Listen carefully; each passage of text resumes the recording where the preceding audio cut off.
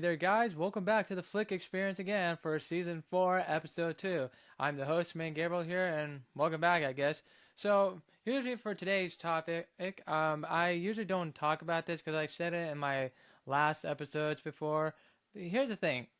I didn't really care about the Oscars, which I'm assuming many of you, since it's been like a few days after since the Oscars was over, and I did see parts of the Oscars only to the ending of it, and honestly, it was okay. It was okay. I didn't care about them most of the time, but at the same time, I really did care, but majority I didn't. And that's why we're going to talk about the last couple days recap of the Oscars for 2025 a bit. Now, I'm not going to go through the whole list and everything because I'm pretty sure all of you guys have seen it in news articles and other things before, and like other podcasters and YouTubers are talking about this. But since I figure, let me just show you or tell you my opinion on just majority of them. All right, so here we go. Now, Oscars of 2025. Now, personally, I've seen all the movies that were already like nominated. I didn't see a lot of them, but I saw like the few like good ones of it. Like, okay, so we have Anora, The Brutalist, A Complete Unknown, Conclave, Dune Part 2, Amelia Perez, I'm Still Here, Nickel Boys, and The Substance, and also Wicked. A few of those films should have gotten the Best Picture one, but I think we can all. One winner came out of it all, and that was Anora. Anora winning right now, probably as you can see. I'm looking up right now on the iPad just for helpful reasons. It was just won 5 awards out of 6 nominations. It won Best Picture, Best Actress, Best Original Screenplay, Best Film Editing, and Best Director for Sean Baker. Now, I've heard of Sean Baker's films before. Okay, I mean I've seen his film The Florida Project a couple years ago, and I thought that was a decent, like, okay, well made movie a bit about the Florida lifestyle in that motel and how they're living among the homelessness, but there's like a good like sense of like childlike feeling to it, how they're living off of it. So I thought it was a pretty interesting film. When I found out that Nora was directed by the same guy, I was like, oh, okay. I did recently saw Red, and this was like when it was already to like streaming and stuff. I was like, okay, the film's all right. It's solid. And then during the Oscars when it won the Best Picture and Best Director, I was just like, okay, solid choice. It's a little bit of an interesting choice, but okay. But a part of me kind of knew it was gonna win, but at the same time, I was like, oh, I didn't expect that, because to be honest, I didn't think any of those films were gonna win. I thought like one of my like biggest votes, I thought was A Complete Unknown was gonna win. Now I said it in I think in the last season in the season 3 finale, which you can find on any of the podcasting platforms, Spotify and Apple and other etc like that. You can find I'm majority of the episodes where I talked about how when I saw Complete Unknown about, let's see, 3 months ago.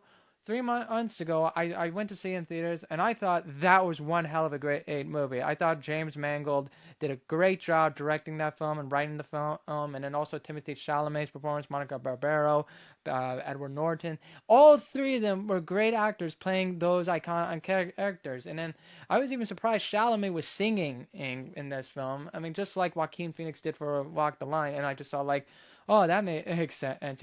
So anyway, I thought A Complete Unknown was gonna take the Best Picture award, Best Director, Best Adapted Screenplay. But even if it didn't, I was really rooting for James Mangold to win the Best Director and Best Adapted Screenplay. I mean, he's a great director and writer overall. You should see his filmography list. He just has like a great good chunk of films right under his belt. And Chalamet's performance, he's starting to become a really really good actor. He could do it in any genre, and I'm very surprised by him. I thought like when Chalamet took the role of Bob Dylan, he was able to take it seriously, and he's great as Paul in the recent Dune film as well. So all my money and my votes was basically on that movie, and then sadly, that didn't win. It didn't win anything at all. I was real hoping that at least Chalamet would win the award, but eventually it was won to Adrian Brody. Yeah, that's right, Adrian Brody. He won his second Oscar ever playing the same victim character from a situation type like tragedy situation, but but people are already poking fun. It's like, so he's winning the same award, playing not the same character, but a character in a really tight situation. Even though in the Brutalist, it's about a Jewish architect running away from the Holocaust, and he wants to build Guy Pearce's buildings so that he could live like the American dream, lame lifestyle a bit. A lot of people said it was kind of boring because it was like 3 hours long, and people didn't think they didn't want to waste their time about architect. Even I still didn't know much about architect and stuff. But if people liked it, they thought they liked it and stuff. So I kind of knew Brody was gonna win this Oscar. I mean, it's Jack Driscoll. When he won, I was like, Jack Driscoll from King Kong, right?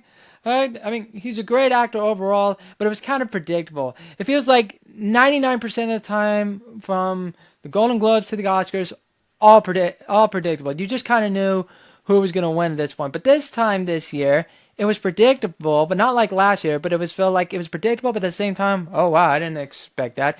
I mean, even when they announced the nominations, a lot of people were surprised that they didn't say anything like, "Oh, Pamela Anderson didn't get nominated for Last Showgirl. How come that actress got nominated, but she didn't in it?" I'm just like, what? How did she not win? And then there was like a lot of like surprises. Well, not a lot, but just like many little. A lot of people thought Ariana Grande was going to win the Oscar for supporting actress for playing Glinda in Wicked, and sadly she didn't. It went to Zoe Saldana from Emilia Perez. And yeah, Zoe Saldana, I mean, good actress. I mean, I liked her in the Avatar and stuff, but Emilia Perez, okay. But I think we're going to all admit Emilia Perez didn't win any, so thank God.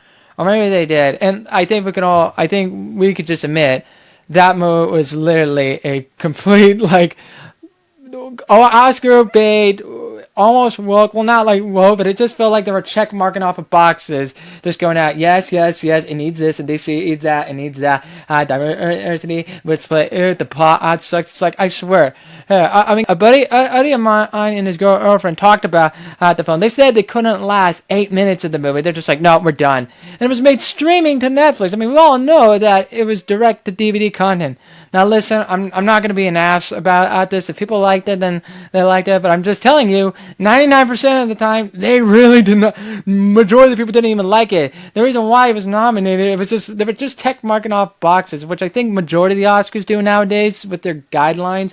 They're literally just checking off marks on their boxes of the Academy because they don't want to say like, oh, we're not racist. The Hollywood Foreign Press is not racist. We're not prejudiced. We're literally just tech marketing and everything. It just feels like nothing is merit anymore. They're just writing off guidelines. And again, and not being disrespectful or anything, but it's like, if you look at the films of like Titanic, look at the films like Django Unchained, look at The Artist, or even Parasite, or even like Gladiator.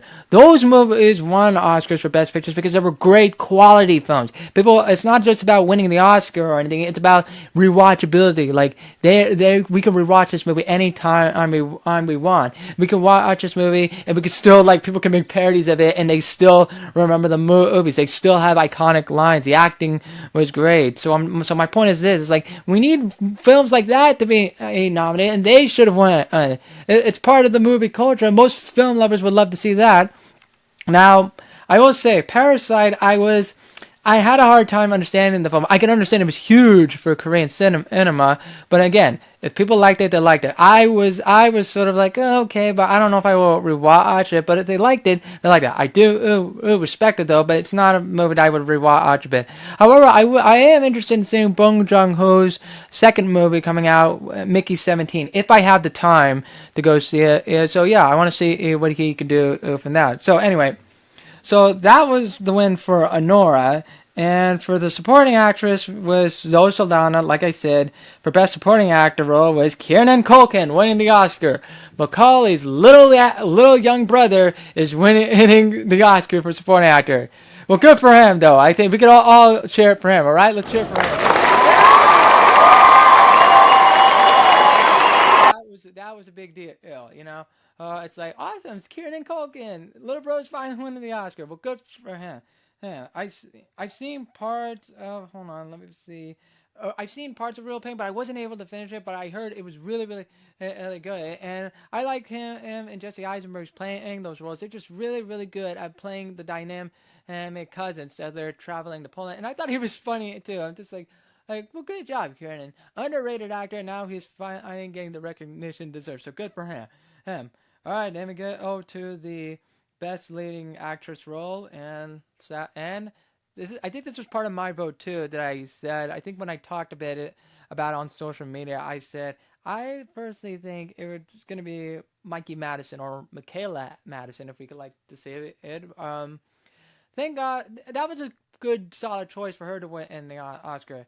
I mean, Honora. When I saw Honora, it was kind of like the anti-Pretty Woman kind of a film. If you all saw Pretty Woman, you know how that goes. Rich guy falls in love with a stripper. Stripper sees more to him than just his money, and they fall in love to the end. This was a little bit the opposite. Spoiler alert if anybody hasn't seen it. And Aura, it has a bit of a not of a tragic ending, but it has more of a very like a reclusive slash like a bit of ambiguous but a cohesive, realistic ending. For those of you that haven't seen in Honora, Mikey Madison plays like this stripper sex worker who falls in love with a Russian boy, but then the Russian boy does not like give a damn that they're married, and he was kind of a bit of an amateur asshole. They got married. His Russian family tries to go to annulment, and they go on this adventure just trying to get this annulled, while her so-called husband was just being a brat. And then, meaningless to say, Honora, the character played by Mikey Madison, she just feels like sex will get anything out of her life. She's a party girl, but then literally towards the ending, she realizes that the marriage was never perfect. They were never in love, and she has to go back to day one as a vulnerable person. Now she's not the strip as she was. It's almost like a bitch slap to reality, to where she's at now. I really liked the cinematography. It was really good what Sean Baker was able to do. The film literally looked like it was shot made in the 70s, and it was natural film. This was not digital and stuff. And when he won the Oscar for Best Director and she won for Best Actress, that was an good choice. The only thing I did that just threw me off, and I think some people are discussing it nowadays, is when he was just saying, "Hey, I'm going out to the sex workers alley to the sex workers, so let's make prostitution legalized and stuff." Now, I'm not gonna get into that political debate because on my show we never do politics, but I'm just like. Well, it's not glamorizing it. You don't have to say it like that. Let's just say this goes out to the people who are struggling because they're human too. Oh, it just threw me off. Like, no, it's not about sex workers. It's not glamorizing it. It's just two dysfunctional people fall in love, but one realizes that she's in this lifestyle, and she gets over her head to realize that that's not what reality is like. Love is blind, but then it's at the same time, it's like you have to face the reality when you're not thinking about it, because it's like, love does crazy things. Oh, so anyway, I thought it was a decent movie. Again, I wanted Complete Unknown to win Best Picture, or at least like if James Mangold wasn't going to get the Best Directing award, I thought for his Adapted Screenplay award was going to win that. But sadly, the Adapted Screenplay award was given to Peter Strahan for Conclave, based on the novel by Robert Harris. Conclave was alright, but you know what's funny? I remember the movie when it came out. There was barely any previews showing up like on TV. It's like, wait, hey, this movie about electing the new Pope, man, and that just flew out of the blue. Sometimes movies will just slide under on TV and nobody would even know. Oh, it was like, oh, there's a movie that we were never informed at all, but here it is. So I was like, okay, but I was hoping maybe Complete Unknown. Emilio Perez was also nominated, and thank God that did not win anything at all.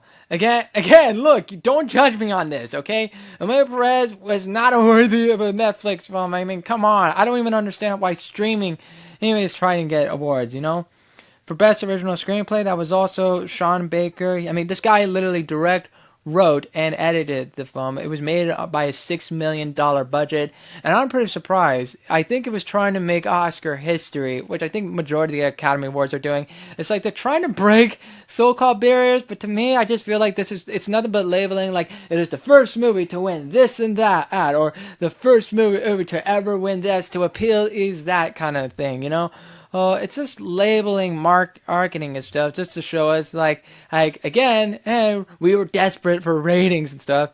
And it's like, sadly, they are desperate for ratings. Again, I didn't really care about the Oscars going into watching this. I was just only to the last parts of it, and I'm pretty sure a lot of people watching this right now are thinking like, oh, what is this? I should have replaced that movie with this movie. It's just like, who cares anymore? They're desperate for TV ratings. Now, Conan O'Brien, with him hosting awards, I was just like, awesome. Taking Coco is hosting. You know, we should give it a round of applause for Conan. I mean, we do, but we could just say he's better than the Jimmy Kimmel, because Kimmel, I just think, was not that funny.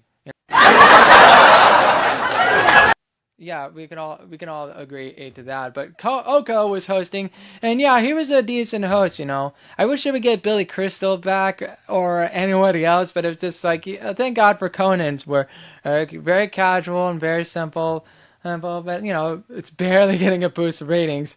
I would just imagine, what if there was a Will Smith come out? I was really hoping what they were gonna do, present the Best Actor award, even though Will Smith is banned from the Oscars. I was just hoping that maybe if Will Smith comes out to say his apology again while hosting the Oscars, and then maybe there's a bit where Chris Rock gets up on the stage, walks up to him, and pounds him, just saying like, "Now we're even, motherfucker," and that would be it. That would be the big revenge. Probably a better, higher ratings, probably by only 2%, if the Oscars were able to do that. If Chris Rock did that, that would be amazing. But instead, he did the stand-up special, which I did saw, and I thought like, okay, that's better. But then again, that would have helped the ratings, you know. Just oosh, you know. All right, next we go to the Best Leading Actor, which I said again, Adrien Brody won the Oscar again, and for The Brutalist. I was hoping for Chalamet to win, and some people thought, imagine Sebastian Stan winning to play Donald Trump, and I'm like, no way! The Winter Soldier playing the President of the United States, but an early man? I was surprised he even got nominated, because I thought, you know, Hollywood, they're kind of against Trump nowadays, and I'm just like, well, whatever. I thought it just felt like an SNL sketch, him doing a long impression of him. And I'll be honest with you guys, I'm really, really getting annoyed and tired with the Trump jokes and impersonation. Come on, it's fucking outdated anymore. Who cares? No, nobody wants to hear it. I don't even know why he was nominated, but I would have been surprised if he won. But honestly, I just don't care. Yeah, I really don't care anymore. Sorry if I hit the mic, but you know, I was glad for Adrien Brody to win, and he gave and I think we could all like, if we saw the footage of right now, he gave the longest, I don't know if it really is the longest speech in Oscar history, but he gave the longest 6-minute speeches, because I thought as soon people were going to like say, come on, get off the stage, people were still cheering, you know, they were like,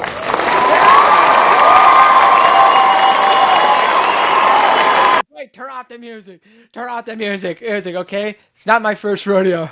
I thought it was funny when he said, I was like, it's not my first rodeo. Come on, I'll get out of this too. I had to thank my agent, blah, blah, blah, blah, blah, blah, blah. We should stop anti-Semitism and stop this nonsense. It's like, okay, cliche. And now there's already getting controversy right now with Brody throwing some gum at his girlfriend off. It was like, could have just chewed on it and swallowed it. But I just think the press, as usual, they're always over-exaggerated. But, you know, good for him. I think he was like my second choice for him winning the Oscar, even though 99% of the time he was going to win the Oscar for him winning the Golden Globe. So it's just like, it's kind of true. Majority of what that they were going to say. Whatever the Academy votes, it's just basically Hollywood producers, directors, just basically voting for themselves. It's like, man, if I was in the Hollywood system, I would probably pretty much be voting for myself too, or voting friends, you know.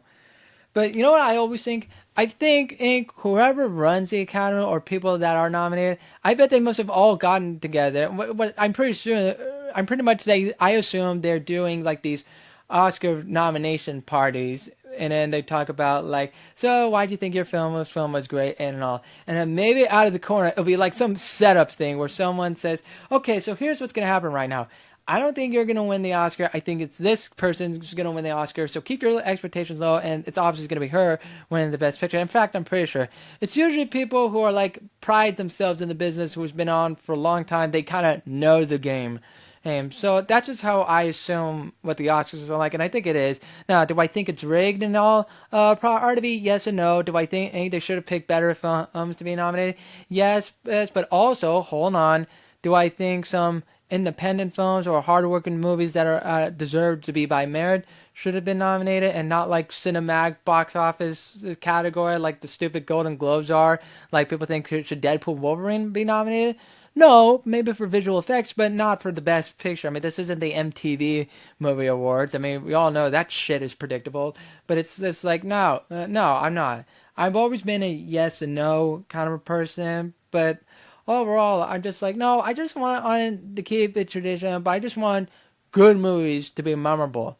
I was impressed by Sean Baker's speech when he said like we need some independent movies, even from original ideas. They deserve some love too. You can't just go to an art house theater. They could be seen from anywhere, and and I respected what he did with that speech. So it's like, well, good for him. Hopefully he does more films because I've seen his filmography list. He does a lot of like independent drama if that's where he's comfortable with. But I wouldn't mind if he branches out, if he does like another comedy or comedy if it's slapstick or an action event entry. One of those diverse directors like James Mangold, like because he could do it all. He could do action, comedy, biopics, musical dramas, crime thrillers. Freaking like westerns, even like an IP franchise with Indiana Jones. And yeah, I know that was disappointing, but still, I hope Baker can break out to those like genres of films like anybody else.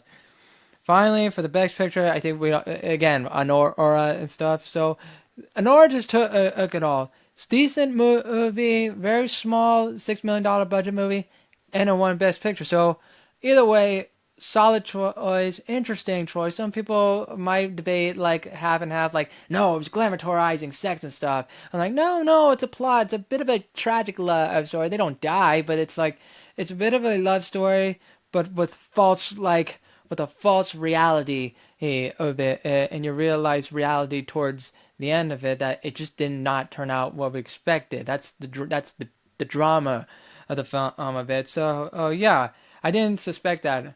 And I also forgot to mention the substance. I'm surprised. Again, this is one of those examples that Michaela Madison won the Oscar for Best Actress. I thought she was going to be the youngest, by the way, winning that award, but no, I think the youngest that won an Oscar was still holds the records of Anna Paquin and Tatum O'Neal. And I thought for sure if Chalamet would have won the Oscar for Best Actor, he would have broken the record for Best Male Actor in the youngest category ever. Because I think the guy is like, I think 28 or 29. But that's like the same age when Adrian Brody won for the Oscar in The Pianist. And by the way, if you guys haven't seen The Pianist, he's really good in that film. It's really devastating to watch, but it's really, really, really good. Really good. Adrian Brody still holds the record to this day, being the youngest actor ever winning the Oscar, all at the age of 29. And now it's like full circle again. And by the way, if any of you guys remember that award where he kisses Halle Berry, he does it again at the red carpet. So you just look it up on YouTube right now, and it's just like, awesome! I get to kiss Halle Berry again. So yeah, good for him though. But back to it. A lot of people thought Demi Moore was gonna win the Oscar for The Substance, and I was surprised that Margaret Qualley didn't get nominated for supporting actress, but or they both get the leads for nomination, but she didn't win. It was Michaela Madison. I think Demi was shocked, but I was hoping I was hoping Michaela Madison was going to win the actress, but Demi Moore, she was iconic already. Maybe next year if we had to. And The Substance, I think there were some people I've heard and many other YouTubers or podcasts says no, The Substance should win. It should win the Best Picture award or Best Director, Best Actress award. Well, yes and no, probably, but it did win for Best Makeup and Hairstyling, so that figures. I knew that was gonna win because if you see in the subtitles, it is a little gross to watch, and not like to close your eyes off, but it's like, oh my god, the woman is like injecting herself a lot to be in this deformed creature thingy. When Demi Moore is into that humpback kind of like deformed body version, I don't know. She looks like a goblin, like in those medieval stores in the fantasy realm. She's like, yes, I know where the key is locked and kind of stuff. Oh God, please do not hate me for this, but that's what it just looked like. Okay, again, that's just what I thought out of it was. But again, the substance, it was very gross. It's literally the actress deforming her body, and I get what it's meta, what struggling actresses are going through. I get at it, but it's just like they deformed into this giant blob freak show, almost like that gushy monster that you saw in the South Park episode. If anybody remembers, that's what it looked like till the end. She kind of killed herself in the ending of it. So sorry for Demi Moore, Michaela Madison. Good job for it. Now overall, did I think the Oscars do well? Well, again, it was okay, but I'm not gonna care after that. But let's hope if the film Anora will stand time, like who knows, maybe in about at the end of the year, people will look back to it. Oh, I think that was a good movie. Hopefully, it could get some rewatchable quality, and let's see if Sean Baker makes more movies in different genres. So that's all I'm gonna say. If I had to give a rating for Anora, I would say it's a little bit to the B minus level, but I'm gonna say probably 3.5 out of 5 GE stars. That's what I'm gonna say. That's basically sort of a C plus average kind of on a movie. Okay, it's not horrible, but it was all right. Still, a complete unknown should have won because I thought that was a solid performance. Now, do you think I'm gonna care about the Oscars again for next year or anything? I don't know. I think the last good Oscars for me that I thought was probably when The Artist won in 2011, or people might say Parasite, or I don't know. I just really don't care anymore. It's not a tradition that people would like to come and watch the Oscars. It's just not fun anymore. I mean, plus we always get tired of celebrities dealing with their speeches a lot all the time, and it just feels like every movie is a check marking off the list just to show off how they want to be so inclusive and everything, and some of it is a bit Oscar baity, and it's almost like you could tell it's like, oh God, it's very at Oscar bait. It's like, who cares? So again, there's some people out there listening right now are gonna disagree with me on this, and I get it, but this is just what I think of it. So I don't know. All right, so there you have it, guys. That would be my the episodes for tonight's Oscar recap. Hopefully, I went through